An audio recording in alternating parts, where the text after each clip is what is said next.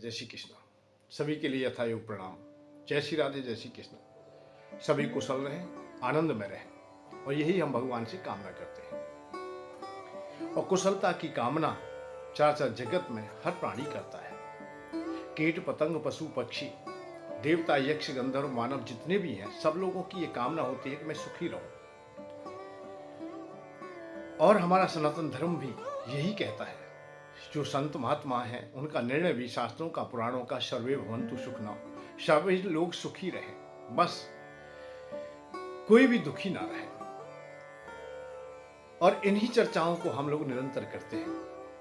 भाई, यह लोक और परलोक हमारा सार्थक हो जाए, ये लोक हमारा अच्छा हो जाए तो परलोक भी हमारा अच्छा हो जाएगा। जैसे बचपना जिसका अच्छा हो जाता है, बचपना जिसका अच्छा है, उसकी जवानी भी अच्छी हो जाती है। और जवानी जिसकी अच्छी है, उसकी वृद्धावस्था अर्थात बुढ़ापा अच्छा हो जाता है। और जिन लोगों का बुढ़ापा अच्छा है, उनकी मृत्यु अच्छी हो जाती है। और मृत्यु जिनकी अच्छी है, उनका जन्म भी अच्छा हो जाता है। तो ये प्रक्रिया है, ये क्रम चलता है, ये समय चक्र है, इसी प्रकार से घूमता है। इसीलिए हम लोगों को हमेशा ये ध्यान रखना चाहिए कि हम किस प्रकार से अच्छी प्रकार से रह सके। उसके मूल मंत्र क्या है, इसके लिए संतों ने, शास्त्रों ने, पुराणों ने, वेदों, सब ने अपना अनुभव कहा है। अपनी अपनी जो गौणिकता है वो सामने रखी है। अर्थात जिन्होंने अनुभव किया है, समाज में रह करके, देवताओं की उपासना से लेकर के भगवान के निराकार स्वरूप तक पहुंच करके, सूक्ष्म से लेकर स्थूल तक, जहां तक भी उनकी दृष्टि गई है, वहां तक का निर्णय हमारे सामने रखा है कि हम संसार में कैसे रहें, परिवार में हम कैसे रहें, परिवार वालों के साथ में हम कैसा व्यवहार करें, पत्नी के साथ हम कैसा करें, अड़ोसी पड़ोसी के साथ कैसा व्यवहार करें। देश धर्म की भी चर्चा आती है। जहां जहां दृष्टि जाती है, वहां की गौणिकता है, वहां कुछ न कुछ हमें बताया गया है कि आप लोग सुखी इस प्रकार से रहोगे और ये तुम्हारा कर्तव्य है। इस प्रकार का काम करना चाहिए और इस प्रकार का हमें कर्म करना चाहिए। काम, कर्म, कर्तव्य तीनों के लिए विशेष करके शास्त्रों में, पुराणों में बताया गया है। भाई, विशेष काम करते हो तुम तो उसके द्वारा जीवन यापन हो जाता है। और जो काम नहीं करते, जो काम से हीन हो जाते हैं, उन्हें अर्थ की प्राप्ति नहीं होती। कर्महीन जो हो जाता है, उनकी मन, बुद्धि, चित्त की भी अवस्था ठीक नहीं होती, अशांत हो जाता है। तो आगे चल के ऐसे व्यक्ति कर्तव्यों का भी पालन नहीं कर पाते। तो कर्तव्यों का पालन वो करता है जिसके कर्म ठीक है, दिनचर्या ठीक है, जिसका व्यवहार ठीक है, जिसमें मानवता है। और मानवता किसमें रहती है? जो संसार के सुचारू काम है, उनको अच्छी प्रकार से करता रहे। काम से भी पीछे ना हटे तो कर्तव्य भी सामने होंगे, और कर्म भी सामने होंगे तो उनसे भी पीछे ना हटेगा। ये मानव के लिए संतों ने, महात्माओं ने बहुत प्रकार से समझाने का प्रयत्न किया है। उन्हीं पंक्तियों में से हम आपके सामने आ रहे हैं। युधिष्ठिर महाराज दादा भीष्म से भी यही बात कहते हैं कि दादा, संसार में सभी लोग सुखी कैसे रहें, या मानव सुखी कैसे होगा।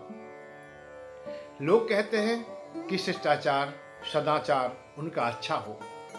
सदाचार का स्वरूप क्या है, उसका रूप क्या है, उसका निर्वाह कैसे किया जाता है, मैं ये आपसे जानना चाहता हूं। सदाचार में गुण क्या है, और सदाचार से विपरीत जो अवगुण है वो क्या है। जब इस प्रकार की शंका युधिष्ठिर महाराज रखते हैं, तो उसको दादा भीष्म बड़ी सहजता से बताने का प्रयत्न करते हैं। अरे पुत्र, आप लोगों ने बहुत अच्छी बात कही है। जबकि यहां हम लोगों एक बात विचार सामने आता है कि युधिष्ठिर महाराज सदाचारी पहले से ही है, सदाचार से परिपूर्ण है, बुद्धिमान है, ज्ञानवान है। उनके ज्ञान का, उनकी बुद्धि का, उनके विवेक का, उनके साहस का हर जगह परीक्षण हुआ है।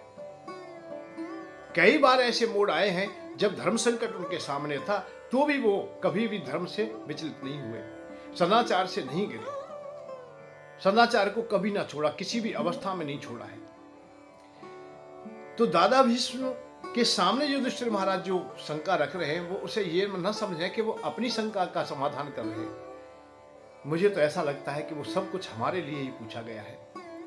वो हम लोगों को बताने के लिए ही चर्चा हुई है कि शिष्टाचार व्यवहार क्या होता है। भरी समय पत्नी का अपमान हो रहा है तो उस समय भी शिष्टाचार को नहीं छोड़ा, अतः सदाचार को नहीं छोड़ा। जो वचन दे दिया, जो बात रही उसी पर अड़े रहे। ऐसे कई मोड़ आए हैं। एक बार अर्जुन और भीम भैया निर्णय कर लेते हैं कि हमें अब यहां 12 वर्ष के अवसर विषम परिस्थितियों में 12 दिन को भी स्वीकार कर लेते हैं, ये शास्त्रों का मत है। ऐसा युधिष्ठिर महाराज के सामने रख दिया और 13वें दिन वो अपनी युद्ध की तैयारी कर लेते हैं कि हम तो युद्ध करेंगे और अपने राज्य को वापस लेंगे, क्योंकि उन्होंने धूर्ततावश हम लोगों को लाचार करके, मजबूर करके। एक बात और बताया आपको, युधिष्ठिर महाराज जुआ खेलते हैं, पर यह ना समझे हम लोग कि वो जुआरी थे या जुआ खेले थे। जुआ खेलना उनकी मजबूरी थी, लाचारी थी। उनके सामने धर्म संकट था कि 5 भाइयों को हस्तिनापुर बुला लिया गया है और विषम परिस्थिति सामने यह है कि सबसे पहला तो उनका यह प्रण था कि मैं अपने वयोवृद्धों का किसी का भी अनादर नहीं करूंगा, मैं सदाचार को सदैव धारण करूंगा। वो जैसी आज्ञा देंगे उसी के अनुसार चलूंगा। दादा भीष्म हैं, कृपाचार्य हैं, द्रोणाचार्य हैं, विदुर जी हैं और स्वयं धृतराष्ट्र भी हैं, मेरे ताऊ श्री हैं। उनके हित में ही मैं अपना जीवन पालूंगा। जब वहां सामने ऐसी परिस्थिति आई कि दुर्योधन ने तो धृतराष्ट्र के सामने रख दिया कि या तो युद्ध या जुआ, और इन दोनों में से आज किसी को स्वीकार नहीं करते तो मैं आत्महत्या करता हूं। अब ऐसा कौन सा पिता होगा, या जो मोह भंवर में फंसा हुआ है वो पिता तो सामने धृतराष्ट्र है ही है। उन्होंने कह दिया आत्महत्या नहीं करने दूंगा मैं, और युद्ध भी नहीं करने दूंगा, क्योंकि आत्मजनी है और दादा भीष्म को अच्छा ना लगेगा, ना गुरु द्रोणाचार्य को अच्छा लगेगा, ना कृपाचार्य को अच्छा लगेगा, विदुर भी इसमें सहमत नहीं होंगे, तो युद्ध की आज्ञा मैं नहीं दे सकता। अंतिम पड़ाव जुए का ही होता है और युधिष्ठिर जी के सामने यह प्रस्ताव रख दिया जाता है और आज्ञा दी जाती है कि आप जुआ खेलेंगे। जुआ ना खेलेंगे तो अपने भाइयों को वही बंदी बनाने के लिए मजबूर हो जाते। महाभारत को आप लोग जब अध्ययन में लाओगे तो आपको ये जानकारी होगी, आप समझ सकेंगे कि युधिष्ठिर महाराज वहां से जाते नहीं। वो अलग बात है कि भगवान कृष्ण का सानिध्य है और क्या परिणाम होता वो पीछे की बात है, परंतु वो सामने ऐसी परिस्थिति थी, ऐसा धर्म संकट था कि वहां से जा भी नहीं सकते थे, जान मान के। अच्छा वो जीत भी जाते, आप लोग सोच रहे दुर्योधन तब भी चला जाने देता? नहीं, दुर्योधन हार जाता तो भी वो वन के लिए नहीं जा रहा था, वो युद्ध करता, फिर किसी की नहीं मानता, वो पिता की भी नहीं, पिता की तो मानता ही नहीं था। तो युधिष्ठिर महाराज के सामने धर्म संकट होते हुए भी कभी मर्यादाहीन नहीं हुए, चाहे कोई भी अवस्था क्यों ना रही हो। एक अवस्था नहीं, कई बार ऐसे मोड़ आए हैं। यक्ष के द्वारा उनका परीक्षण भी होता है, वहां भी अपने को उन्होंने धर्म से कभी अलग नहीं किया है, क्योंकि एक ऐसा मोड़ आ गया था कि हम चारों भाइयों में से आप लोग किसी को भी जीवित करवा सकते हो। तो युधिष्ठिर महाराज ने भीम को छोड़ दिया, जिसमें 10,000 हाथियों का बल है, जिसके भरोसे पर पूरे महाभारत के युद्ध को भी विजयी प्राप्त करते हैं। गांधारी के अतः 100 पुत्रों का भी वध भीम ही करते हैं। अर्जुन जैसा बलशाली बाणधारी इस धराधाम में कोई पुरुष था ही नहीं, पुरुषों में उत्तम उन्हीं का नाम कहा गया उस समय। नरोत्तम नरों में उत्तम है, परंतु अपनी शिष्टाचार व्यवहार, अपनी बुद्धि विवेक मर्यादाओं से कभी भी च्युत ना हुए, अर्थात अलग ना हुए। उन्होंने केवल एक नहीं कहा कि यदि एक ही भाई मेरा जीवित होता है तो मैं नकुल को चाहूंगा, क्योंकि हमारे पिता की 2 पत्नियां थीं, एक का मैं हूं, कुंती मां का तो मैं हूं, परंतु मातृ मां का एक पुत्र जीवित होना चाहिए, यही न्याय कहता है। उन्होंने ये चिंता नहीं की कल क्या होगा, भरी सभा में अपमान हो चुका है, सब कुछ हो चुका है, युद्ध भी मुझे करना है या राज्य भी पाना है। अगर अब राज्य के मैं जी ना सकूंगा। परंतु विवेक को नहीं खोआ। आपत्ति काल में भी भाईचार मरे पड़े हैं, उस समय भी अपने धैर्य को बनाए रखा। आप लोग छोटी छोटी वस्तुओं के लिए ललायत हो जाते हैं, एक थोड़ी देर के लिए भूख सहन नहीं कर पाते हैं। पंक्ति लगी हुई है, दौड़ रहे, जगह नहीं है, बैठने के लिए आसन भी नहीं है, स्थान भी नहीं, फिर भी मुझे बैठाइए, जल्दी से बैठाइए मुझे। थोड़ी प्यास नहीं सहन कर सकते, भूख नहीं सहन कर सकते, मर्यादाएं तोड़ देते हैं। पर युधिष्ठिर महाराज, 4 भाई पड़े हैं, प्राण भी जा रहे हैं क्योंकि भूख प्यास से तड़प रहे हैं। ना तो पानी पिया, जब यक्ष ने कहा पानी तब पियोगे जब मेरे प्रश्नों के उत्तर दोगे। अब बताइए कितना सामर्थ्यवान है, सब कुछ है, और 4 भाइयों को जिसने मार दिया उसे कथा सुनानी है, उसके प्रश्नों के उत्तर देने हैं, जबकि कोई साधारण व्यक्ति नहीं है। परंतु नहीं, अपनी मर्यादा से कभी दूर ना गए। कितने कितने मोड़ ना आए। महाभारत का युद्ध होने वाला है, दोनों सेना आमने सामने खड़ी है, शंख बजने वाला, युद्ध प्रारंभ होने वाला है। युधिष्ठिर महाराज उस विषम परिस्थिति में भी अपने गुरुजनों के पास में गए, रथ से उतर के गए। सब लोग चकित हो गए कि युधिष्ठिर ऐसा क्या कर रहे हैं कि कौरवों की सेना की ओर जा रहे हैं। दुर्योधन तो ना जाने क्या क्या अर्थ लगा लेता होगा। दादा भीष्म के सामने खड़े हो गए। दादा, ये विषम परिस्थिति है, जो हमें नहीं करना चाहिए था वो काम होने जा रहा है आज, और जिसके लिए मैंने निष्ठा पाली थी कि मैं कभी किसी से कुछ कहूंगा ही नहीं, किसी के लिए कोई कड़वे शब्द ना बोलूंगा, परंतु फिर भी वो विषम परिस्थिति आ गई। हर आज्ञा का पालन करते हुए भी आ गई, और आपके सामने खड़ा हूं और आपसे ही मेरा युद्ध है। आप मुझे युद्ध करने की आज्ञा दें, मुझे विजय श्री का आशीर्वाद दें। कैसी विषम परिस्थिति रही होंगी वो, कैसे कैसे धर्म संकट रहे होंगे। जो दूसरे दुश्मन की सेना का सेनापति है उससे आज्ञा लेने जा रहे हैं, उसके चरण छूने गए हैं। द्रोणाचार्य खड़े हैं, उनके चरण छुए, आशीर्वाद प्राप्त किया है। कृपाचार्य से भी आशीर्वाद लिया है। मामा शल्य को भी ना भूले।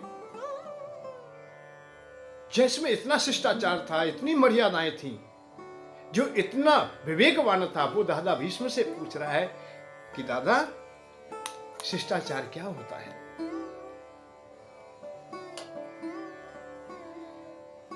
सदाचार क्या होता है? दादा भीष्म कहने लगे, पुत्र, मेरा हृदय बड़ा प्रसन्न हो रहा है, आज खुश हो रहा है। अंतिम पड़ा भी सही, मेरा जीवन सार्थक हो गया तेरे जैसे पुत्र को पाकर के। तेरी जैसी संतति, तेरा जैसा वंशज, आने वाला युग सदैव तुझे सराहेगा और हमें भी सम्मान मिलता रहेगा। बेटा, दुराचारी व्यक्ति, बुरी चेष्टा वाले और दुर्बुद्धि, दुस्साहस प्रिय मानने वाले, दुस्साहस, यह सबसे पहले दुराचारी कहा। दुर्वचन बोलने वाले, दुराचारी, आचरण में जिनके में विपरीतता है, ऐसे व्यक्तियों से में सदाचार नहीं होता है। चेष्टा ही जिनकी बुरी है, नजर ही बुरी है, जिनकी इच्छाएं बुरी हैं, उन लोगों से समाज का भला नहीं होता है। समाज में वो अच्छे लोग नहीं माने जाते। जिनका हृदय हमेशा घृणा से भरा रहता है, जो बुद्धिहीन तक की क्रियाओं में आ जाते हैं, अर्थात दुर्बुद्धि व्यक्ति, जिसके द्वैव्यसन अर्थात जो विषयों में अंधा है, ऐसे व्यक्ति के सानिध्य में नहीं बैठना चाहिए, और वो सदाचार से हीन होते हैं। और सदाचार से जो हीन है, उस व्यक्ति का इस दुनिया में क्या काम। या एक बात और के, दुस्साहस का काम करने वाले, जो ना करने वाले कामों को भी कर डालते हैं या करते रहते हैं, वो भी अच्छे नहीं होते। ये भी सदाचार से विपरीत होता है। कभी कभी मैंने देखा है, अनुभव भी किया है, कि बहुत लोग बड़ी मेहनत करते हैं। साधारणतः से ही जानिए कि रात दिन एक किए होते हैं और परिश्रम बड़ा बड़ा काम करते हैं, उसका कोई विशेष प्रयोजन भी नहीं होता है, परंतु वो काम करने के कारण फिर वो घर वालों से लड़ते हैं कि मैं ये कर रहा हूं, मैं ये कर रहा हूं, मैं ये कर रहा हूं, और काम का प्रयोजन कोई विशेष है नहीं। दुस्साहस, जो नहीं करने वाले काम है उनको भी कर डालते हैं, यहाँ अपने प्राणों को भी संकट में दे देते हैं। ऐसे व्यक्ति में सदाचार की कमी हो जाती है, क्योंकि वो निर्णय नहीं ले पाते हैं। विशेष करके बात आती है कि जो व्यक्ति, अब सदाचार हीन व्यक्ति कैसे होते हैं और सदाचार क्या होता है, ये जानने का प्रयत्न करेंगे। सड़क के किनारे बैठे, मने सड़क पर, गांव के बीच में, अनाज में, सड़क पर जिस रास्ते पर अनेक लोग जाते हैं रोजाना, हमें मालूम भी है साफ सुथरा रास्ता है, जहां गौ माताएं जाती हों, पानी भरने के लिए पनिहारी जाती हों, अच्छे जो डगर हैं, अच्छे रास्ते हैं, और वहां हम खड़े होकर के मलमूत्र त्याग दें, हम गंदगी फैला दें। यहां महाभारत में दादा भीष्म कह रहे हैं इस बात के लिए कि मने सड़क पर गांव के बीच में अनाज के खेत आज जहां अनाज है, जहां हम लोग भोजन करते हैं, ऐसी जगह पर मलमूत्रों का त्यागन हम लोग करते हैं, तो ये शिष्टाचारहीन है, आचारहीनता आ जाती है। सदाचार यहाँ नहीं देखने को मिलता है। अब हम देखते हैं कि हम वाहन में बैठे हुए जा रहे हैं, मूंगफली खाते जा रहे हैं, बस में ही दुनिया भर के छिलके कर दिए, या हाथ निकाल के बाहर फेंकते जाते हैं, केला खा रहे हैं, सड़क पर फेंक रहे हैं, जहां चाहते हैं वहां फेंक देते हैं। और सड़क पे फेंकना तो अपना अधिकार कर लेते हैं कि ये तो सड़क पे ही तो फेंक रहे हैं, बताइए क्या होगा। ये ना समझे कि आज ही स्वच्छ भारत की बात है, ये तो शास्त्र पुराणों की बात है, महाभारत में लिखा गया है, शांति पर्व में है, शांति पर्व में ये बात कही गई है। 192वां अध्याय है, जिसमें प्रथम अर्थात द्वितीय श्लोक ही इस बात को कह रहा है कि ऐसा ना करें। द्वितीय श्लोक पुरुष यदि वा मूत्रम ये कुर्वन्ति मानवा, यार मलमूत्र का त्याग अगर पुरुष करता है तो वो अच्छा नहीं माना है। राजमार्गे गवा मध्य धन्य मध्य चाते शोभा, ये शोभा नहीं देता है, अच्छा नहीं लगता है ऐसा हम काम करें। आज हमारा स्वच्छ भारत की ओर हम लोग कदम उठाएं, मोदी जी नहीं कह रहे हैं, ये शास्त्रों ने कहा है। हमारा दरवाजा साफ नहीं होगा, हमारा मुंह साफ नहीं है और पेट साफ हो, ऐसा तो बड़ा विचित्र स्थिति है। भाई हृदय साफ हो, पेट साफ हो, घर साफ हो और दरवाजा भी साफ रहे तो कैसा रहे, दरवाजा भी अच्छा रहे तो कैसा रहे, रास्ता भी अच्छा रहे तो कैसा रहे। ये तो सदैव से कहा है कि कंकड़ पत्थर ना हो, कांटे ना पड़े हो रास्ते में, कहीं कोई ईंट पड़े है, कांटा पड़ा है और तुम्हें दिखाई दे गया है तो तत्काल रुकिए और तत्काल उसको अलग कर दीजिए कि किसी के चुभ ना जाए, किसी के लग ना जाए, कहीं कोई घटना ना घट जाए। ये हमारी मर्यादा है। अतः सदाचार बताया गया है कि सदाचार के अनुसार कैसे रहे। दादा भीष्म कहते हैं प्रतिदिन आवश्यक सोच आदि करके जो प्रतिदिन जल्दी जगे, 4 बजे जगे, 4 नहीं तो 5 बजे जग जाए, 5 नहीं 5:30 बजे जग जाए। और भैया कितना सोना चाहते हो? सूर्य भगवान के उदय होने से पहले ही हमको जगना चाहिए। जहां हमारे स्नान के साधन है वहां स्नान करें और फिर अपने अधिकार के अनुसार, अपने वर्ण व्यवस्था के अनुसार जो तुम्हारा उपासना बताई गई है, जो तुम्हारी उपासना है, जो तुम्हारे इष्ट देवता हैं, जो तुम्हारे ईश्वरीय शक्तियां हैं, स्वरूप हैं, उनका चिंतन और भजन करना चाहिए। ये सदाचार में आता है। पहले आप लोग सोच आज जाकर के निवृत्त हों, उसके बाद में अपना तन को शुद्ध करें अर्थात स्नान आदि करें, शरीर अंदर से भी शुद्ध हो जाए और बाहर से भी शुद्ध हो जाए, मन बुद्धि भी ठीक रहेगी। तो 10 मिनट के लिए, 5 मिनट के लिए, घंटे के लिए, आधे घंटे के लिए, जितना आपके पास में उपयोगी समय हो, जिस समय को आप लोग बड़े सहजता से दे सकें, उतनी देर आप लोग मंदिर में बैठ जाएं, अपने घर के ही मंदिर में बैठ जाएं। बाहर नहीं जा पाते हैं तो कोई बात नहीं, वहां प्रार्थना करेंगे, विनती करेंगे, बड़ा अच्छा लगेगा। कीर्तन करेंगे, नाम का उच्चारण करेंगे, भगवान के स्वरूप के गुणों का उच्चारण करेंगे तो बहुत अच्छा लगेगा हमें। ये हमारे छोटी छोटी जो चीजें हैं, प्रारंभ हो गया, प्रातः काल हमारा अच्छा हो जाता है तो उसे हम पा लेते हैं। अभी इसमें जो विशेष बात दी है, अपने अधिकार के अनुसार उपासना के अनंत देवता आदि का तर्पण करें। अपने वर्ण व्यवस्था के अनुसार। अब यहाँ व्यवस्था क्या होती है कि जिन देवताओं से हमें प्रयोजन नहीं है, किसी ने बता दिया है भाई ये मोक्ष देने वाले हैं, अर्थात जो परमात्मा स्वरूप है निराकार ब्रह्म की उपासना के लिए हम लोग बैठ जाए। हमें आवश्यकता है हमें देवताओं की, परंतु हम निराकार ब्रह्म की उपासना करते हैं। हमें आवश्यकता है अभी अन्न की, अन्नपूर्णा माँ की हमें उपासना करनी चाहिए। हमें वरुण देवता की उपासना करना चाहिए, हमें सूर्य भगवान की उपासना करनी चाहिए, हमें अर्थ के देवता कुबेर जी की उपासना करनी चाहिए, क्योंकि अभी तो हमारे बच्चे को विवाह नहीं हुआ है, हमारी बिटिया अभी तो विवाह के युग हुई है, तो विवाह हमें करना है। तो अब क्या करेंगे, यहाँ हम लोग ब्रह्म ज्ञान की जब चर्चा सुनते हैं तो ऐसा मन में आता है कि भाई लोभ तो बहुत बुरी चीज है, ये विषय बुरी है, संपत्ति बहुत बुरी है, परिवार पत्नी आदि बुरी है, सबको बुरा बुरा बुरा बुरा बुरा बुरा मन में बैठा लेते हैं। किन लोगों के द्वारा? जो ब्रह्म ज्ञान की व्यर्थ की बातें कर रहे हैं। इसलिए हम लोग संसार में भी हम दुखी रहने लगते हैं, अर्थ का अभाव होता है। बिटिया हमारी सियानी है, ना तो हम ब्रह्म ज्ञानी हो सके और ना हम कर्तव्यों का पालन कर सके, ना तो हम अच्छे पिता बन सके और ना हम कोई ऋषि महात्मा हो सके। तो यहां जो इशारा किया जा रहा है, छोटी छोटी बातों को हम लोग ध्यान नहीं दे पाते हैं। या स्पष्ट कहा गया है कि अपने अधिकार के अनुसार संध्या उपासना अनंत देवताओं का तर्पण करें, अर्थात उनकी उपासना करें। ब्राह्मण वैष्णव अर्थात विष्णु भगवान की उपासना करें। क्षत्रिय रजोगुणी जो देवता है उनकी उपासना करें। वैश्य अर्थगुणी लक्ष्मी मैया की उपासना कर, कुबेर जी की उपासना कर। ये शास्त्रों में हर जगह इशारा किया गया है। जिन्हें अर्थ से अधिक संबंध है उनकी उपासना अलग अलग बनाई गई है, ऐसे सेवकों के लिए भी है।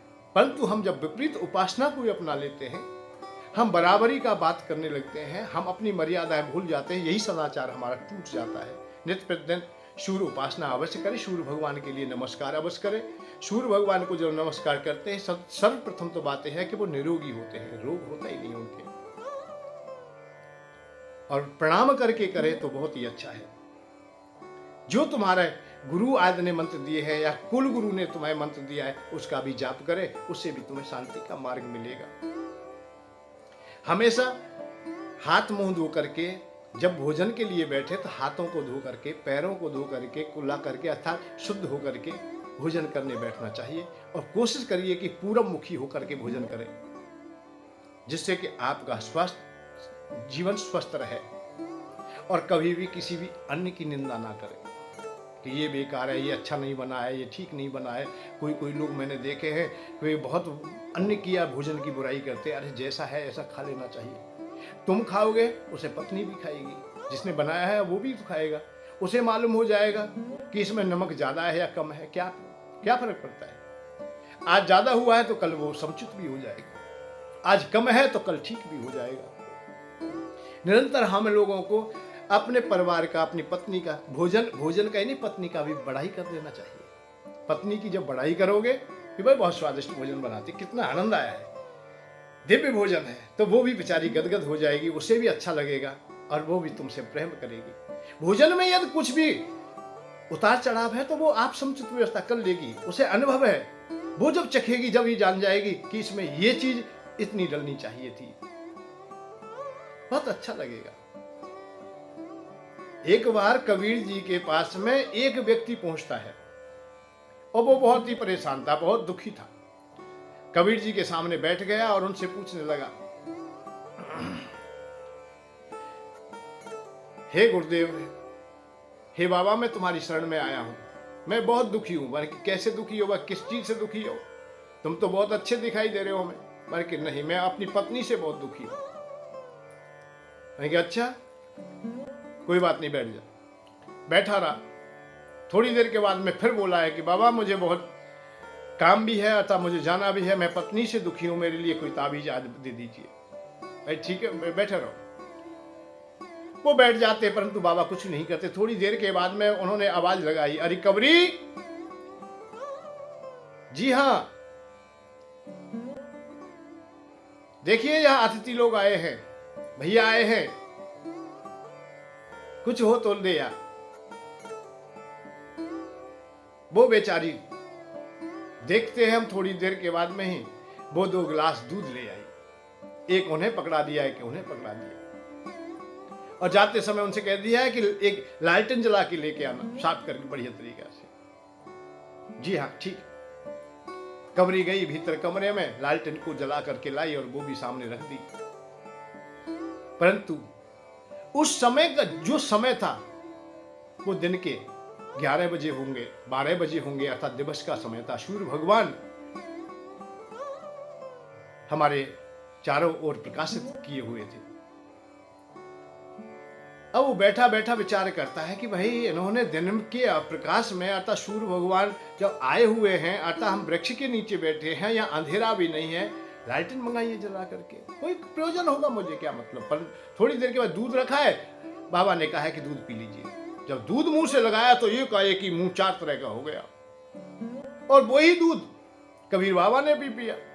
कबीर जी ने पिया है तो पीते ही चले गए और पूरा पी लिया है। थोड़ी देर के बाद फिर मुख हो गए। वो तो कोई बोले नहीं, परंतु उसे चैन कहा, क्योंकि उसे तो कोई ना कोई विशेष ताबीज चाहिए था। उन्होंने कहा बाबा मुझे जल्दी है, मुझे बताइए, मुझे कोई ताबीज दे दीजिए कि मैं पत्नी से बहुत परेशान हूं। मान की ताबीज तो मैंने दे दिया है बेटा तुझे। अरे क्या? माने कि तुमने दूध नहीं पिया है अभी। माने बाबा, कहने में संकोच लगता है, मुझे नहीं निंदा करनी चाहिए, इस दूध में नमक मिला हुआ है, मैं कैसे पी लूं। कबीर जी हंस गए। अरे बेटा, यही एक संसार में द्वंद्व है कि हम अपनी इच्छा के अनुसार चलना चाहते हैं, और कोई द्वंद्व है ही नहीं। आप पत्नी से इसीलिए परेशान हो कि आप अपनी इच्छा से ही जीवन यापन करना चाहते हो। तुमने देखा, मैंने भी वही दूध पिया है, मैंने तो अपनी पत्नी से कुछ कहा नहीं, क्योंकि हो सकता है उससे गलती हो गई हो। जल्दी में कोई गलती भी हो सकती है, कहीं भूल भी हो सकती है, चूक भी हो सकती है। जब उसने मुझसे नहीं पूछा है कि दिन का प्रकाश है और समय तुम लालटेन जला करके क्यों मंगा रहे हो, क्या दिखाई नहीं देता तुम्हें? उन्होंने कड़वे शब्द मुझसे ना बोले और चुपचाप मेरे पास में रख गई, लालटेन जल रही है, तुम देख रहे हो ना, इसका क्या प्रयोजन है? केवल इतनी बात है कि मैंने जो कहा उसने स्वीकार कर लिया, और जब वो लेके आई है तो उसे मैं स्वीकार कर लूं तो क्या बात है। कवरी लातू लालटेन दिन में उजारा हो, लवण में ले चा दूध में फर्क पड़े ना कोई। अरे पगले, तेरी पत्नी है, तू ही अपना अधिकार क्यों जमाता है? उसकी भी कुछ इच्छा है, उनको भी जानने का प्रयत्न कर। केवल यही बात नहीं सिद्ध हो जाती हम पति हैं, हम पति हैं, पति हैं। भाई वो पत्नी भी है, उसकी भी मान मर्यादाएं हैं। हम तत्काल सुखी हो जाते हैं यदि हम लोग सही प्रकार से चलते हैं, तो हमें ध्यान देना चाहिए। इसलिए भोजन का कभी भी अपमान ना करो। अरे 2 बड़ाई कर लीजिए, अच्छा लगेगा। और वृद्ध हो गए तो इस मंत्र को तो आज ही सीख लीजिए आप लोग। यदि वृद्धावस्था की ओर आ गए, तुम्हारे बच्चे जवान हो गए हैं और बहुएं घर में आ गई हैं, तो भोजन की बड़ाई करना प्रारंभ कीजिए। ये तो भोजन बहुत ही अच्छा बना है भाई, बहुत स्वादिष्ट बना है, ऐसा भोजन तो मैंने पहले कभी खाया ही नहीं। दूसरी बहू लाएगी, और ये तो बहुत ही बढ़िया भोजन बना है, जय जयकार करो, बढ़िया भाई, हमारी बहू बहुत अच्छी है। बालकों की बड़ाई कीजिए, बच्चे ठीक रहेंगे।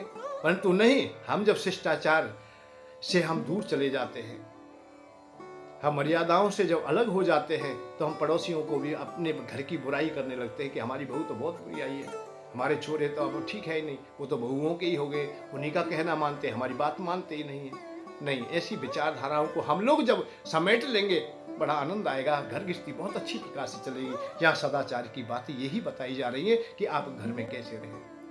भोजन के बाद भी हाथ धो के उठें। भोजन कभी कभी हमने देखे थाली में ही लोग हाथों को धो लेते हैं ना, इस प्रकार से नहीं, अलग पात्र में धोएं, अलग से धोएं। यज्ञशाला आदि पवित्र स्थान, बैल, देवालय, चौराहे, ब्राह्मण, धर्मात्मा, मनुष्य आदि या श्रेष्ठ जो हमारे वृक्ष हैं, पीपल आदि के वृक्ष हैं, उनको भी आप लोग अपमानित ना करें, अर्थात दाहिने होते हुए उनसे निकल के जाएंगे आप लोग। ये नहीं है कि उल्टे सीधे हम लोग काम कर लेते हैं, वो ठीक नहीं है। शास्त्रों में मनुष्य के लिए सायंकाल और प्रातःकाल 2 ही समय भोजन करने की बात कही गई है। या 2 बार कोई भोजन करता है तो उसे उपवास का फल मिल जाता है। बार बार जो भोजन नहीं करते, ये भी बताया गया। इससे कई बातें होती है, जो बार बार भोजन करते उससे पेट खराब होता है और बार बार हमारे ललायत बने रहते हैं, या ये कहिए कि हम भोजन के ही लिए अपना समय देते रहते हैं कि भोजन, अब भोजन, जब भोजन, जब भोजन, जब सुबह शाम ही हमें करना है तो बीच में कोई हमें प्रयोजन ही नहीं आता किसी के भोजन से या हमें सोच से, इसलिए हम सुखी भी हो जाते हैं। और जो व्यक्ति प्रतिदिन पूजा पाठ करते हैं, होम करते हैं, अर्थात यज्ञ करते हैं, हवन करते हैं। हवन एक ऐसा हमारा सनातन धर्म का महायज्ञ है जिसमें सबकी आहुतियाँ गिरी जाती हैं, अर्थात समस्त देवता लोग, समस्त प्राणीजन सब खुश हो जाते हैं, क्योंकि सबको हिस्सा मिल जाता है। क्योंकि वायु देवता खुश हो जाते हैं और वायु देवता हर प्राणी तक पहुंचते हैं। आकाश भी विकार रहित हो जाता है, उसमें भी पवित्रता आ जाती है, स्वच्छता आ जाती है। तो अनंत है, अनंत तो सब जगह है। तो इसलिए हम प्रतिदिन करें, यज्ञ करें, कोशिश करें। और विशेष करके जो सदाचार की बात कही है, घर गृहस्थी में रहते हो आप लोग, यदि अपनी पत्नी का संग भी करते हो, ऋतु काल में ही करते हो, तो उन्हें यहाँ शास्त्रों में ब्रह्मचारी माना गया है। ब्रह्मचारी कहा गया है स्त्री के पास जो ऋतु काल में ही जाते हैं और पराई स्त्री पर दृष्टि नहीं डालते। यहाँ एक शर्त है, पराई स्त्री हमेशा अपनी पत्नी के अलावा दूसरी कोई नारी है ही नहीं। नारी है तो वो कोई ना कोई संबंध है, माँ के रूप में है, बहन के रूप में है, पुत्री के रूप में है, पत्नी के रूप में कोई है तो वो हमारी पत्नी है। ऐसा मन में और दृढ़ता आ जाती है तो आप लोग भी पत्नी धर्म को निभाते हुए श्रेष्ठ व्यक्तियों में गिने जाओगे और अच्छे माने जाओगे। और शास्त्रों में ये बात कही गई है, अर्थात हमारे महाभारत ने तो पूर्ण रूप में सिद्ध कर दिया है, अनन्य स्त्री जनो प्राज्ञो ब्रह्मचारी तथा भवेत, वो ब्रह्मचारी माना गया है। कौन? जो अपनी पत्नी के लिए न्यौछावर है, पूर्ण रूप में पत्नी के अलावा किसी भी स्त्री को अपनी सैया पर नहीं आने देता है, वही श्रेष्ठ व्यक्ति कहा गया है। ब्राह्मणों को भोजन कराने के बाद में हम यहाँ भी आता है कि अतिथि और ब्राह्मण लोग, संत लोग, जो हमारी आहुति हैं, जो हमारी दिनचर्या के 5 यज्ञ हैं, उनको करने के उपरांत यदि आप लोग भोजन करते हैं तो अच्छा माना जाता है, इससे आयु बढ़ती है। परंतु एक हमेशा ध्यान रखें, यहाँ शास्त्रों में, हमारे सनातन धर्म में यह कहा है कि यशा सांस्कृतो मासम निवृत्तो मास भक्षणम, मांस किसी भी अवस्था में स्वीकार ना करे, अपावन भोजन किसी भी प्रकार से ना करे, क्योंकि हिंसा करके जो अपने उदर की पूर्ति करते हैं वो किसी भी प्रकार से अच्छा नहीं माना गया है। हिंसा की ही बात नहीं है कि किसी के अधिकार को, किसी को कष्ट दे के तुम सुखी होना चाहते हो, तो वो सनातन धर्म में नहीं कहा है कि आप लोग सुखी होंगे इस प्रकार के कृत्य करने से। तो इसलिए हिंसा से हमेशा बचिए। हिंसा करके हम लोग उदर पूर्ति करें, कोई जिब्या का स्वाद हो, जिब्या का तो स्वाद कोई होता ही नहीं है। उन वस्तु, उन नगरों से, उन लोगों से हमारा जो प्रयोजन नहीं है, उनके लिए हमारे मन बुद्धि में कहीं भी आवश्यकता नहीं होती है, कभी भी वो आते ही नहीं हमारे पास में। आप अखबार को पढ़ते हैं, चाय पी रहे हो, नाश्ता कर रहे हो, बैठे हो और बात कर रहे हो, अरे वहाँ तो एक्सीडेंट हो गया, वहाँ रेल पलट गई, वहाँ सैकड़ों आदमी मर गए, और चाय पी रहे। बताइए तुम पे क्या फर्क पड़ा है? वहाँ बम ब्लास्ट हो गया, वहाँ 15 आदमी मर गए। भाई आज सब मर जाते हैं, ऐसे ही मर जाते, और थोड़ा भी लेस मात्र भी उस पर कोई प्रभाव नहीं है। अब उसी जगह घटना अपने यहाँ घट जाए, छोटी सी एक बकरी भी मारी जाए तो उसका भी प्रभाव तुम पे हो सकता है। वहां इतने लोग मरने पर भी नहीं हुआ है। क्यों? कि उनसे हमारा कोई प्रयोजन नहीं है। जब हम मांस खाते ही नहीं है तो मुर्गी महंगी हो या सस्ती हो, उससे कोई प्रयोजन नहीं होता है, और ना उसका स्वाद कभी हमारी जिह्वा पर आता, ना मन बुद्धि पे आता है। मन बुद्धि चित्त हमारा वही स्वीकार करता है जिसे हम निरंतर अपने संग में रखते हैं, हम निरंतर उसका संग करते हैं। जिसका भी हम संग करेंगे वही हमारे साथ में जुड़ेगा। गांव है, नगर है, परिवार है, लोग है, जड़ है, चेतन है, वस्तु कोई भी क्यों नहीं है, वही हमारे संग में आएगा। भाई ब्राह्मण है हम लोग, हम मदरापान नहीं करते हैं, मदरा कहाँ में, हमारा महंगा सस्ता का भी कोई फर्क नहीं पड़ता, ना स्वाद का फर्क पड़ता है। और ना मन कभी भी उस स्वाद को पाना चाहता है, क्योंकि उसकी जिज्ञासा है ही नहीं, मन में ही नहीं है। तो जहां हमारा मन जाएगा ही नहीं, वहां हमारा कोई प्रयोजन नहीं है। तो हिंसा आज से भी हमको सदैव दूर रहना चाहिए, चाहे वो यज्ञ की वेदी के द्वारा ही, किसी तांत्रिक के द्वारा, तंत्र क्रिया के द्वारा, या रजोगुण या तमोगुण के द्वारा सिद्ध किया ही भोजन क्यों ना हो, वो भी नहीं पाना चाहिए। ये वैष्णवों का परम धर्म है। हिंसा से रहित अर्थात सतोगुणी, अर्थात भोजन करना चाहिए। सतोगुण के अलावा नहीं करना चाहिए। मनुष्य स्वदेश में हो या परदेश में, अपने सानिध्य में कोई लोग हों तो उनको भी भोजन करा के ये भोजन करे, या पूछ जरूर ले। आप रेल में जा रहे हो, यात्रा कर रहे हो, आप कुछ खा रहे हो, तो पड़ोस में बैठे हुए व्यक्ति को भी पूछिए, भैया आप भी थोड़ा सा खा लीजिए, इसमें से हम दोनों अच्छे रहेंगे। तो ये हमारी शिष्टाचार की बात आती है, मानवता की बात आती है, सदाचार की बात आती है। परंतु हम बहुतों को देखते हैं तो वो ठीक नहीं है कि आप ही आप खा रहे हैं, आप ही आप खा रहे हैं, आप ही आप भोग रहे हो, वो भी ठीक नहीं है। इसलिए एक दूसरे के साथ में हम जुड़ करके करें। गुरुजनों के पधारने पर सदा से उनके लिए आदर के जो शब्द बोले, प्रणाम करें, दंडवत नमन करें और उनको आसन दें, अन्न दें, उन्हें जल जल जल जल जल से सेवा करें। उनकी जो भी जैसा बन सकता है ऐसा हम लोग उनके सामने अपने को नतमस्तक करें। ये शिष्टाचार की बातें हैं।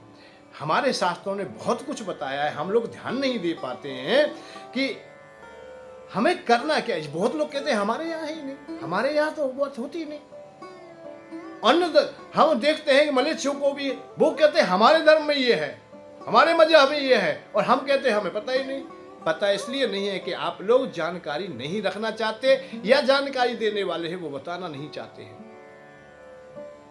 अब दो बातें हैं कि इनमें ऐसा तो नहीं कि जो जानकारी देना चाहते, जो बताना चाहते हैं, उनको भी वो वस्तुएं, वो स्थान या वो क्रियाएं प्रिय हैं, इसलिए नहीं बता पाते।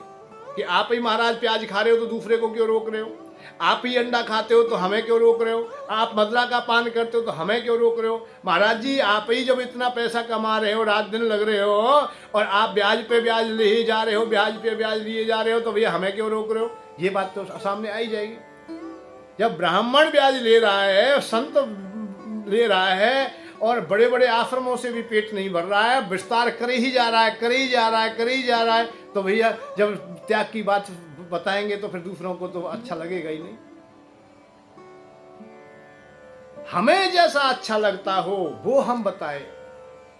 बात इस बात की है कि हमें त्याग की परिभाषा अच्छी लगती है तो बताइए, कोई परेशानी नहीं, पर हम स्वयं में ये मजबूत होने चाहिए कि हमारे हृदय में भी लोभ ना हो, लोभ सम स्थिति में आ गया हो। हमारे पास क्रोध नहीं है तो क्रोध शांति का खूब बताइए, हमका कोई विरोध नहीं करेगा। विशेष बात आती है कि हमारे हृदय में लोभ समाया हुआ है, हम त्याग की परिभाषाएं बता रहे हैं, हम वैराग की परिभाषाएं बताते जा रहे हैं। हृदय में लोभ है, वो नहीं छूट पा रहा है, और छोड़ भी नहीं रहे हैं। और ऐसा युक्ति मुक्ति कर ली है कालनेमी की तरह कि त्याग की परिभाषाएं बता करके भैया अपने लोगों को सुविधा कर लीजिए, अर्थात ज्यादा से ज्यादा धन कमा लीजिए। ये विपरीतता है, इसलिए हमारी वाणी आप लोगों तक नहीं पहुंच पाती है, आपके हृदय तक नहीं पहुंच पाती है, क्योंकि हृदय से वाणी निकली हुई, हृदय से जो शब्द निकलेंगे वो आप तक पहुंच जाएंगे, और ऊपर ऊपर ही जब शब्द बोले जाएंगे तो उनकी कोई प्रधानता ना होगी, ना वो स्थिर रह पाएंगे, ना ठिकाने पर बैठ पाएंगे। इसलिए हमेशा उतना ही बोले, उतनी ही स्थिति को जाने और समझे, बड़ा सुख मिलेगा। अशांति कब होगी, जब विपरीत होंगे। रावण अच्छा संत बन के जाता है, बड़ी वेशभूषा बना के जाता है, परंतु वो बेचैन होता है, शांति नहीं पाता है। तुलसी बाबा लिखते हैं, इत उद चितऊ चलऊ बढ़ाई, 110 शीश स्वान की नाई, इत उद चितऊ। उनका चित इत उत देख रहा है, भाग रहा है, बेचैन है, कोई मुझे देखना ले, कोई मुझे पकड़ना ले, उसे शांति का मार्ग नहीं मिल रहा है। क्यों कि नकली संत था। और श्लोक बहुत बढ़िया बोले, भिक्षान दे मां, भिक्षान दे मां का जो भीतर से मजबूत नहीं है वो अच्छे शब्द बोलते हैं, बहुत बहुत शब्द बहुत अच्छे आते हैं। रावण ने भी मां कहा, परंतु हरण कर रहा है कि मैं अपनी पत्नी बनाऊंगा, क्योंकि बहन ने बताया इतनी सुंदर कोई दूसरी दुनिया में नारी नहीं है जो सीता है।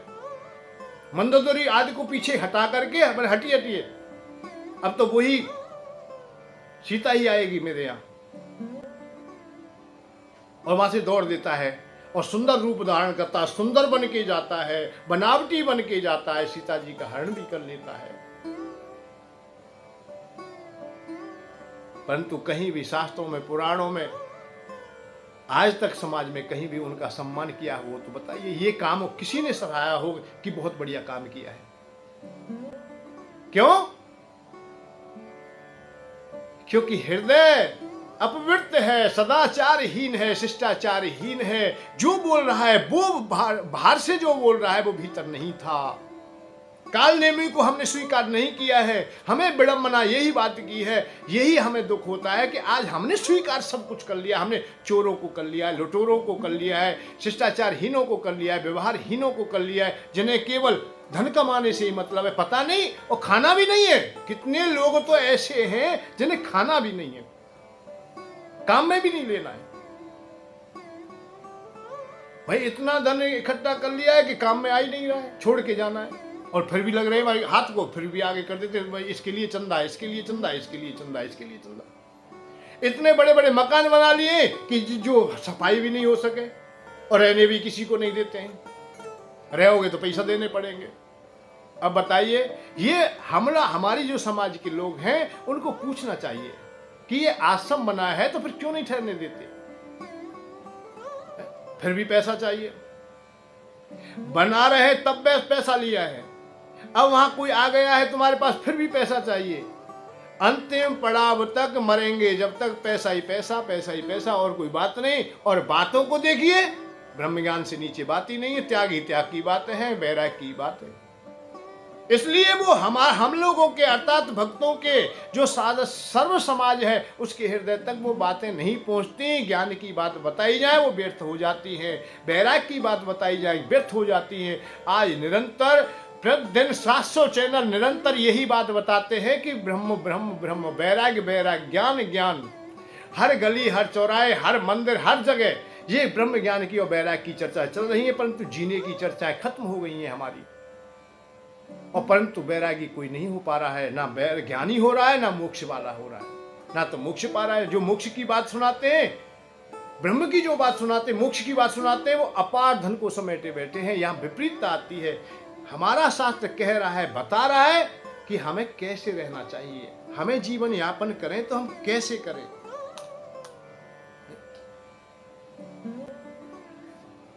जो मनुष्य मिट्टी के ढेले, अब बैठे बैठे सदाचार को भी हम लोग देखते हैं कि कोई लोग तिनका तोड़ रहा है, कोई नाखून चबा रहा है, हमें बताया जाता है कि भाई ऐसा नहीं करेंगे, ऐसा नहीं करेंगे, तभी तो हम समझेंगे।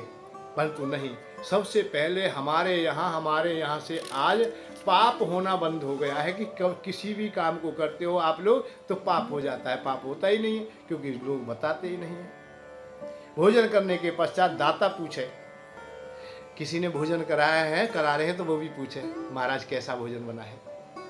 अब जो भोजन कर रहा है उसका कर्तव्य है कि बहुत बढ़िया बना है भैया, बहुत अच्छा बना है। ये सदाचार की बात है, छोटी छोटी बातें। जैसे हम लोग बाल तो बनवा लेते, रोजाना बाल बना रहे हैं, रोज मूछ काट रहे हैं, हम लोग चल रहे हैं नियमावली के अनुसार, कुछ तो समझने का प्रयत्न करें। नहीं, अब तो बृहस्पतिवार को भी नहीं देख रहे, गुरुवार को भी नहीं देखा है, मंगल नहीं है, शनि नहीं है, मन करे जब हम बाल बना लेते हैं, बाल बना लेते हैं, उसके बाद में भी हम कुछ नहीं करते। ना तो हम भगवान का भजन करते हैं, ना चिंतन करते हैं, और यहाँ तक अवस्था आ जाती है कि स्नान बाद आज भी नहीं करते बहुत बार। जबकि हमें बताया गया है कि यदि बाल बनवाए हैं आपने, बाल छिटवाए हैं, कटवाए हैं, तो आप लोग स्नान अवश्य करें, भगवान का हाथ जोड़ें, गुरुजनों को प्रणाम करें, आपको आशीर्वाद मिलेगा, आप अच्छे रहेंगे। और आज की अवस्था को हम यही दृष्टिपात करते हैं, थोड़ा भी मुड़ते हैं। विवाह का अवसर है, बहुत बढ़िया अवसर है, बाल बनवा के आए हैं, बाल छटवा के आए हैं, नहा धो करके यज्ञ की वेदी पर बैठेंगे तब हमारा अच्छा विवाह होगा। परंतु यहाँ विपरीत हो गया। माताएं अता बहनें जिनका विवाह हो रहा है, जो दुल्हन सज रही है, वो ब्यूटी पार्लर में गई है और वहां से आकर के वो मुंह नहीं धो सकती। नहाने की तो बात छोड़िए, मुंह भी नहीं धोएगी, कुल्ला भी नहीं करेगी। अब बताइए, देवताओं का यज्ञ करना है, देवताओं को खुश करना है, तो कैसे खुश होंगे? अब इस बात को आप लोग बताइए। हम लोगों को समझना चाहिए कि हमें करना क्या है, और जब हम नहीं कर पाते तो परेशानी आती है। स्नान और भोजन के बाद हर एक मनुष्य को, रोगी आज भी हो कोई भी हो, तो भगवान का चिंतन तो करना ही चाहिए, थोड़ी देर के लिए ही।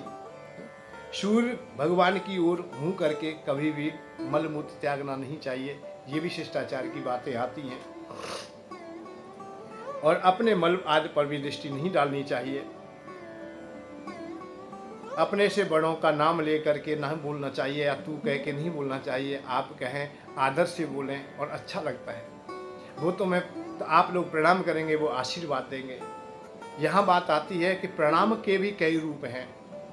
माता पिता के लिए प्रणाम करते हैं आप लोग, संत महात्माओं के लिए प्रणाम करते हैं, श्रेष्ठ ब्राह्मणों के लिए आप नमन प्रणाम करते हैं, तो वो आशीर्वाद देते हैं, बहुत अच्छी प्रकार से आशीर्वाद देते हैं। हमेशा कोशिश कीजिए कि अपने से कोई श्रेष्ठ व्यक्ति है।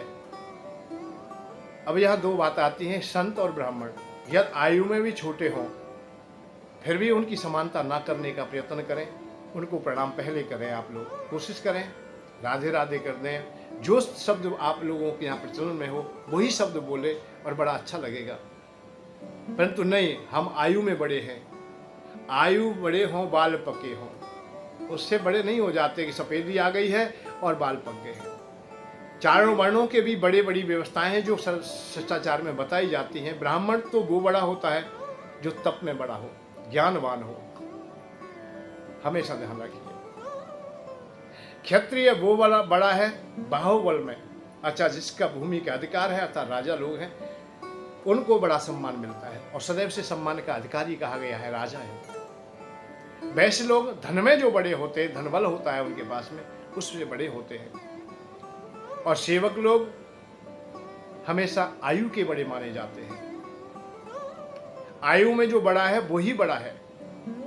ब्राह्मणों में वो बड़ा नहीं है कि जो आयु का बड़ा है, बड़ा वो है जो ज्ञानवान है, जिसकी तपस्या श्रेष्ठ है, व्रत उपवास और सदाचार के साथ जो अपने जीवन का निर्वाह करता है वो श्रेष्ठ है। तो वर्णों की भी व्यवस्था बताई गई है शास्त्रों में, बहुत अच्छी प्रकार से बताई जाए कैसे कैसे हम नमन करें। तो जो सामने से आया उसके लिए नमन करें। ये समय दे ही नहीं कि हमसे बड़ा व्यक्ति कोई हमारे लिए नमन करेगा। यदि ऐसा वो करता है तो आपको अच्छा नहीं लगेगा, मैं सहज कह रहा। और कभी कभी हम लोग देते, ऐसी स्थिति में आज एक क्या कोई ब्राह्मण राधे राधे कर देता है किसी के लिए, तो वो अपने को ये सोचता है कि मैं बहुत बड़ा आदमी हो गया हूँ। कोई संत महात्मा पहले से राधे राधे करते, इसलिए करते हैं कि आप सीख जाएं, इसलिए नहीं करते कि आप ज़्यादा श्रेष्ठ हो गए हैं या ज़्यादा धनवान वाले हो गए या बलवान हो गए। इससे कोई प्रयोजन नहीं संतों को, इससे कोई प्रयोजन नहीं है उन ब्राह्मणों को। केवल आप लोगों को बताते हैं और उनका कर्तव्य है कि आप भी करें। परंतु जो अल्प बुद्धि है, शिष्टाचारहीन है, सदाचारहीन है, वो व्यक्ति तो केवल यही सोचता है कि ब्राह्मणों मेरे लिए सम्मान कर रहे हैं, आदर कर रहे हैं या मेरा प्रणाम कर रहे हैं तो मैं बहुत बड़ा आदमी हो गया हूँ। नहीं, इससे आप मर्यादाहीन हो जाओगे, सब कुछ नष्ट हो जाएगा एक दिन। ये बड़ी कीमती है मानव देह, बड़े भाग्य से प्राप्त हुआ है, इसे व्यर्थ में ना गमाए। इसीलिए अपने सनातन धर्म को भी समझने का प्रयत्न करें। यहाँ छोटी छोटी बातें पर बहुत बड़ी बातें हो सकती हैं। पत्नी के साथ एक थाली में भोजन न करें और रात्रि भर शैया पर भी न सोए। ये दो बात सामने भी स्पष्ट लिखी गई हैं। सहस्त्रार्थ शयनम सहा भोजना वर्जित्य, ना तो भोजन करे और ना सह पत्नी के साथ शैया पर ही निरंतर सोता रहे। ये वर्जित है, परंतु हमें कौन बताएगा? कोई बताने के प्रयत्न ही नहीं करता है, ना हम समझ पाते हैं। हम एक साथ ही रहते हैं, एक साथ बहुत जगह देखें पत्नी भोजन कर रहे हैं, नहीं करना चाहिए। अपनों से बड़ों का नाम लेकर के नहीं बोलना चाहिए, ये बात बताई गई। पापियों के हृदय तथा नेत्र और मुख आदि का विकार ही उनके पापों को बता देता है। कभी कभी देखा होगा कि पापी लोग होते, चोर लोग होते हैं, जिन्होंने अपराध किए हैं, वो नज़र नहीं मिला सकते। उनकी नज़रें गिरी होती है या इधर से उधर देखने वाली होती हैं, परंतु सामने नहीं देख पाती। क्यों? कि वो नज़रों से घिरे हुए हैं। अंतरात्मा उनको धिक्कारती है कि तुमने चोरी की है, तुम ये विषय अपनाया है, तुम रास्ते से भटक गए हो। पत्नी के सामने आंख कब नहीं मिला रहा है? जब पत्नीहीन हो गया है, अर्थात विपरीत हो गया है, सदाचारीहीन हो गया है। अब बात इस बात की है कि जब ऐसी ऐसी बातें शास्त्रों में है और ऐसे दुराचारी व्यक्तियों को भी समाज वाले सम्मान दे देते हैं, आदर दे देते हैं, तो इसका मतलब समाज हमारा भी उसमें सहमति दे रहा है, अर्थात सहमत हो गया है। वो ठीक नहीं है। शास्त्रों को पढ़ने का प्रयत्न करेंगे आप लोग, बड़ा आनंद आएगा। मुझे तो अच्छा लगता है कि आप लोग ऐसी ऐसी छोटी छोटी बातों को सीख जाएंगे, जीवन ये लोक तुम्हारा अच्छा हो जाएगा, और जिसका यह लोक अच्छा हो गया है उसका परलोक भी अच्छा हो जाएगा, इसमें कोई संशय नहीं है। पापी मनुष्य का पाप, पापी जो मनुष्य होते हैं अपने पाप को वो छुपाने में लगे रहते हैं, परंतु ये प्रकृति का नियम है कि पाप छुपा दिखाई देता है पर छुपता कभी नहीं है, वो सामने आ ही जाता है। मूर्ख मनुष्य अपने किए हुए पाप को याद, अगर मूर्खों में और ज्ञानवानों में क्या फर्क होता है? मूर्ख व्यक्ति यदि पाप भी करता है तो उसे भुला देता है कि मैंने कोई पाप ही नहीं किया है, और पाप किया चार आदमियों में उस गलती को भी अच्छा बताना चाहेगा, उसमें कमी जो है उनको भी दूर करके अपनी प्रतिष्ठा करना चाहेगा। ये मूढ़ व्यक्तियों का स्वरूप होता है। ऐसे व्यक्ति सदाचार से हीन हो जाते हैं। किसी विशेष कामना की पूर्ति की आशा में जो निरंतर धन कमाते रहते उसका उपभोग दुख पूर्वक करते हैं। देखो, दो प्रकार का धन है, धन की बात आती है। धन कमाना भी बड़ा कठिन है, यहाँ भी दुख देता है, और धन को जो बचा के रखते हैं उसकी सुरक्षा व्यवस्था भी करते हैं, वो भी दुखपूर्ण है। दो ही कारण अच्छे हैं, एक आनंद का है, एक सुख का है, और तीसरा तो दुखी दुख का है। धन के तीन स्वरूप बताए शास्त्रों में। पहला सुख, पहली जो अवस्था है, सो धन धन्य प्रथम गति जाकी, वही धन अच्छा है जिसकी प्रथम गति है। प्रथम गति क्या है? दान करना, दूसरों के हित में लग जाए, ये तो आनंद देता है। और स्वयं हम भोगते हैं, उसे अपने काम में लेते हैं, निजी कार्यों में लेते हैं, परिवार के कार्यों में लेते हैं, तो ये देता है हमें सुख। पहले ने हमें आनंद दिया है और दूसरे ने क्या दिया है? सुख दिया है। अब वो बच गया है, वो दुखी दुख है। पहला भी प्रथमता क्या थी? कि धन पाया था हमने, कि जहाँ से भी पाओगे बड़े कलेशों से प्राप्त होता है, बड़े कठिनाई से प्राप्त होता है, बड़े परिश्रम से होता है। दूसरे से धन वैसी सहजता से नहीं प्राप्त होता है, दूसरे से बड़ी कठिनाई से धन प्राप्त होता है। और हो जाए उसे आप लोग, अब यहाँ बात आती है कि उसे खर्च कर दीजिए। खर्च में दान में करेंगे, दूसरों के हितों में करोगे, देश धर्म के लिए करोगे, यह तुम्हें आनंद देगा और परलोक तक की यात्रा में तुम्हारा साथ देगा। अब आती है श्लोक की बात, तो भैया खा लीजिए, विवाह शादी कीजिए, मकान दुकान बनाइए, ये तुम्हारे काम में आ गई, ये तुम्हें सुख देगा। और जो बच जाएगा, जो बैंक में जमा होगा, जिनकी गिनती गणना बढ़ती रहेगी, वो तो दुखी दुख देगा। किसी को ज़्यादा पता पड़ गया है कि इसमें बहुत धन है, तो ठग लग जाएंगे, चोर लग जाएंगे, लुटेरे लग जाएंगे, और कुछ नहीं बनेंगे तो बेटे बिगड़ जाएंगे। जब धन सामने है, इकट्ठा है, तो बेटे बिगड़ जाएंगे, तो धन तो वो विपरीत जाएगा ही जाएगा। इसलिए धन को हमेशा, एक कहावत आती है, हमारे पिताश्री कहा करते थे कि बेटा धन कमाना तो सहज है। हम तो वही उदासीन जैसे हो जाते हैं कि मेरी पिताश्री एक बात बताइए, दुनिया धन ही तो कमाने में लग रही है, देश विदेश तक जा रही है, घर छोड़ते, परिवार छोड़ते, अपना गांव नगर छोड़ देते हैं, और धन तो सहजता से प्राप्त होता ही नहीं है, बड़ा कठिन काम है। कभी कभी संतों का जो वचन है, मोड़ है, बड़े आश्चर्य में डाल देते हैं। हम लोग समझ नहीं पाते, बड़ी बड़ी बड़ी बड़ी बड़ी गहराई से बोलते हैं। उन्होंने कहा धन कमाना तो बहुत सहज है,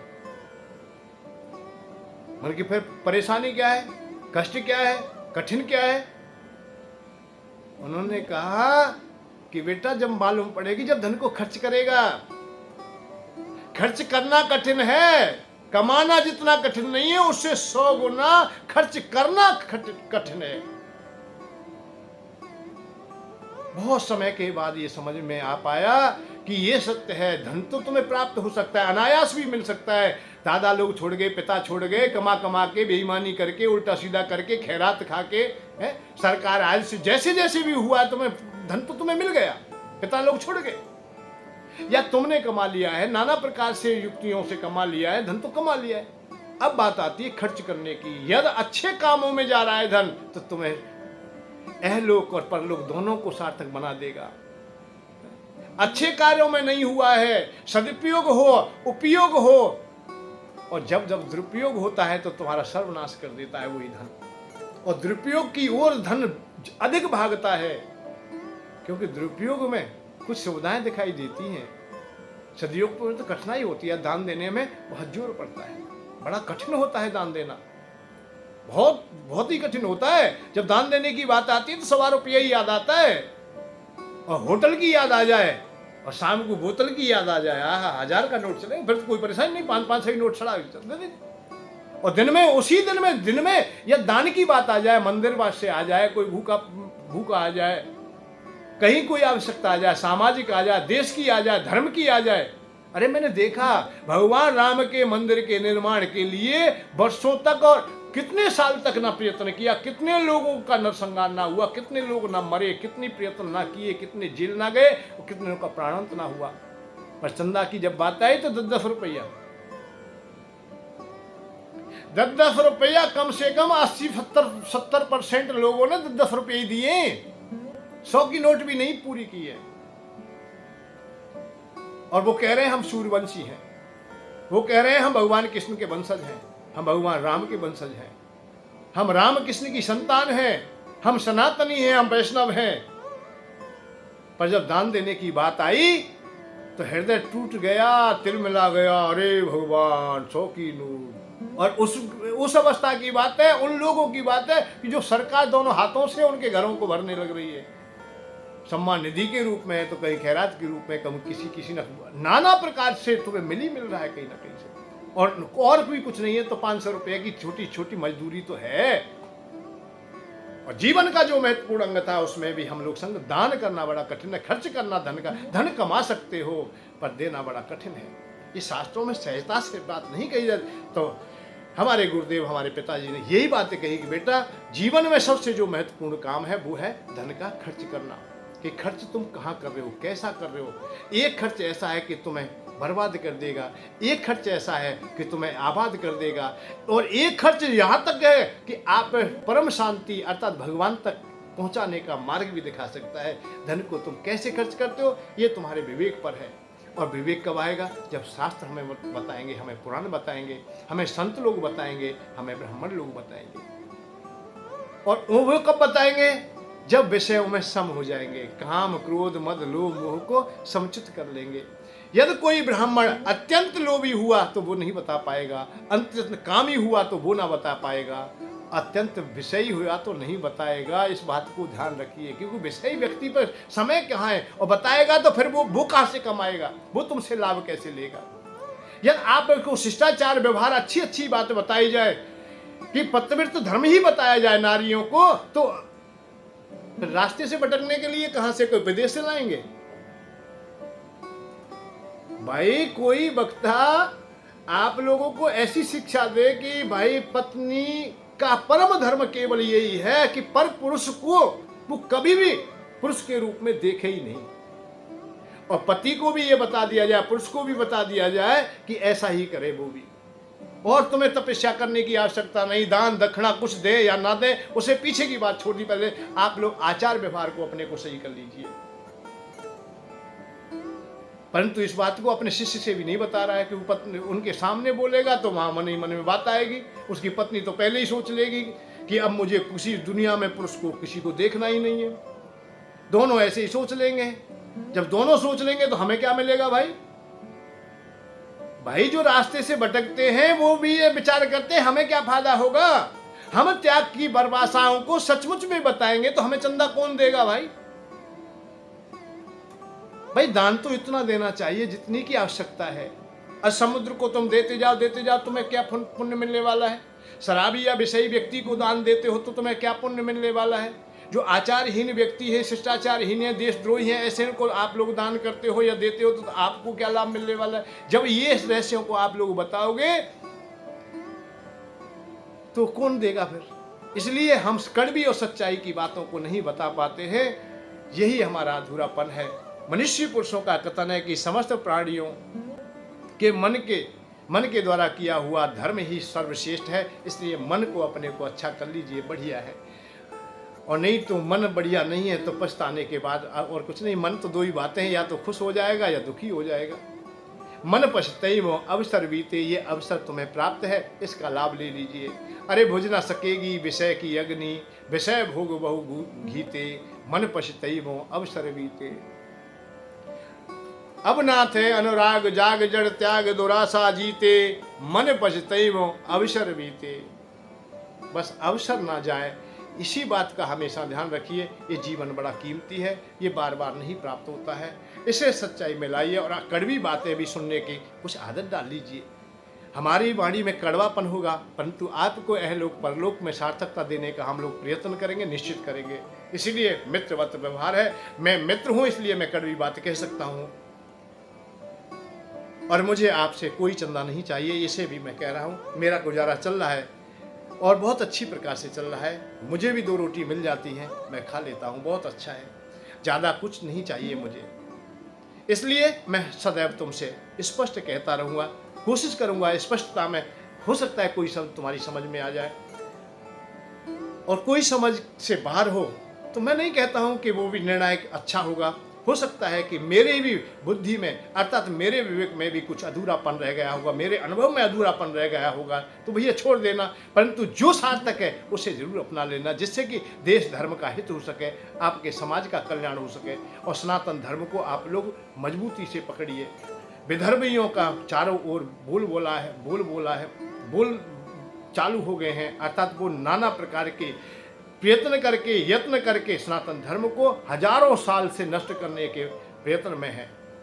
इसलिए कोशिश कीजिए, सनातन धर्म को समझिए। जय श्री राधे, जय श्री कृष्ण। धन के साथ धर्म की ओर, सुख की खोज।